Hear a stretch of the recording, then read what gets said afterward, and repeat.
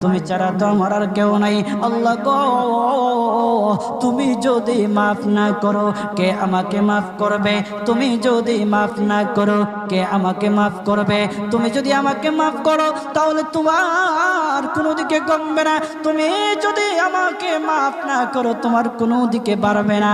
আল্লাহ গো, তুমি আমাকে মাফ করে দাও। সারাটা জীবন অন্যায় কাজ করেছি, সারাটা জীবন নাফরমানি করেছি, আমার কাছে কালেমার দাওয়াত কম আসে নাই, আমার কাছে কালেমার দাওয়াত কম আসে নাই, আমাকে লোকেরা কম বোঝায় নাই। ওগো আল্লাহ, তুমি আমাকে মাফ করে দাও।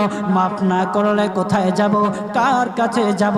বাবা যখন মারে তখন মার কাছে আশ্রয় নেওয়া যায়, মা যখন প্রহার করে তখন বাবার কাছে আশ্রয় নেওয়া যায়, বাবা মা যখন প্রহার করে তখন দুনিয়ার কারো না কারো কাছে আশ্রয় নেওয়া যায়। ওগো